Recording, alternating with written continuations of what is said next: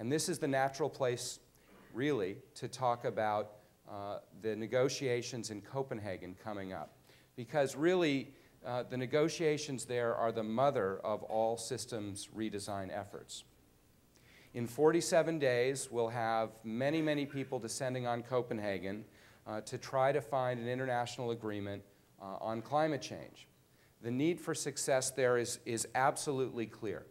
A deal in Copenhagen is needed to put us on a path towards low-carbon prosperity and to give companies the certainty that they need to make investments pointing in that direction.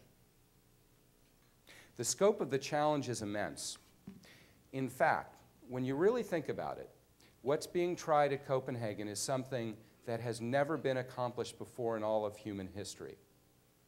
It's quite daunting in a way, because it's about getting all the world's governments to come to an agreement about something that threatens to fundamentally reshape our lives in the future. The full effects won't be felt, as we know, until today's government leaders will long have passed into the pages of history.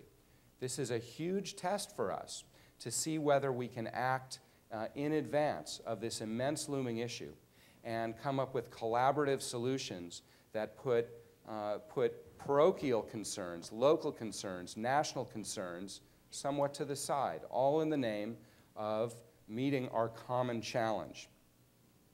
It's absolutely clear that we need an agreement. It's not clear that our systems are designed to produce one. So the challenge is clear. And business has an immense role in helping to make this happen. Many companies are taking up the challenge. We've seen coalitions in the US, in Europe, in Brazil come together to try to influence governments to come to an agreement, trying to influence national legislatures, not least here in the United States, to try to make the kinds of commitments that will enable this cooperation to happen.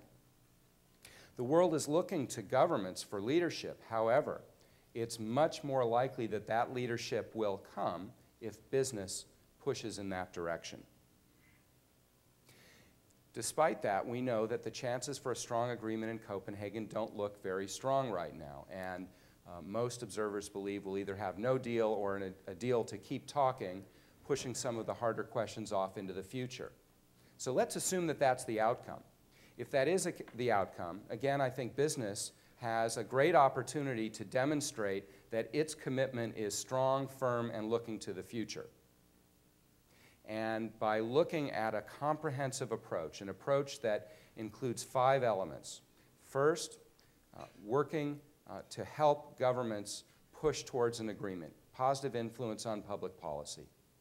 Second, technological innovation to create the new kinds of elements of an economy that we need to make progress on climate change, regardless of the kind of deal that happens.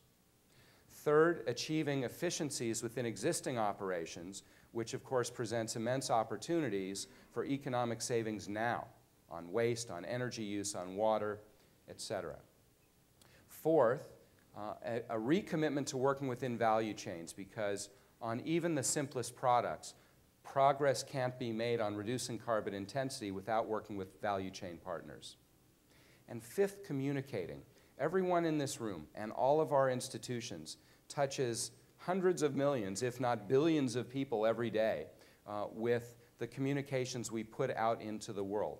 And many companies are meeting the challenge of encouraging consumers to use less energy, of having people think about the consequences of their actions, and of helping people think about getting more value and using less stuff. Well, that is a very powerful platform indeed, and it is really a huge multiplier effect that helps to change people's minds, which helps to change public policy positions, which helps to create policy frameworks that create the right kinds of incentives. So this is something that has in some ways been underutilized. I think there's great, great potential for doing more of that.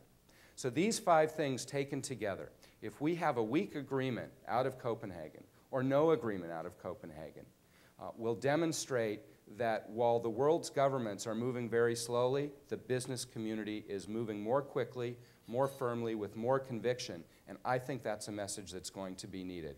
So I think this is something that's very important for companies to take on, and we will look to support you. So Copenhagen is the mother of all systems redesign efforts. There are many more. We'll be working in the coming year on the link between corporate governance and sustainability, and indeed we have a session on that topic here today.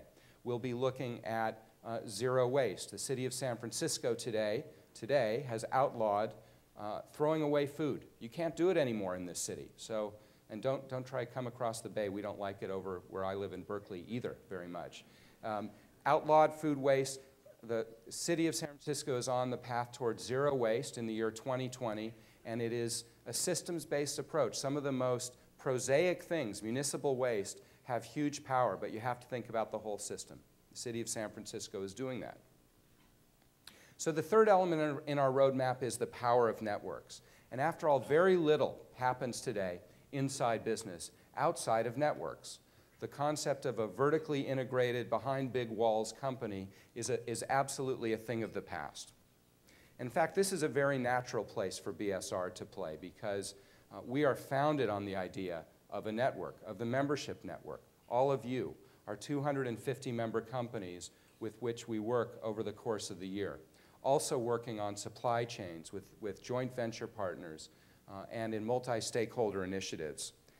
That is the way things get done, and that is something that is a crucial part of any company's strategy. In the coming year, we're going to be looking at some ways to improve the way networks operate, looking at the supply chain of the future, and looking at ways that social networks can leverage change more quickly through reporting processes and other elements. I think there's great power in networks, and the power's been underutilized. So those are the three elements that we think are very important. Innovation for sustainability, system redesign, and the power of networks. And we encourage you to think about those things, and we'll be looking to support you in thinking about those things in the year ahead. So we all have learned a lot in the last year. I am sure that many of you have learned, sometimes on your own and sometimes by direction, to do more with less. It's something that we at BSR have aimed to do in working with all of you over the last year. We know for certain that the emerging world will look nothing like the world that we are leaving. I think personally that for many Americans, 1946, the immediate post-war, is still the reference point for a lot of people. That world is gone, the world of 1968 is gone, the world of 1989 is gone, the world of 2001 is gone. We are emerging into a new era when companies who recognize the fundamental changes that have only accelerated in the last year, only accelerated, will be the big winners in the next 25 years. And the companies that don't will find that new technologies, new social expectations, new business models look a lot more like barriers than they do look like the great frontier of progress that we can all achieve together. So I hope that over the next 3 days we can think about all of these things. As Diane said, engage with each other, learn from each other, ask questions, test assumptions, and think about how to make the most of the reset world.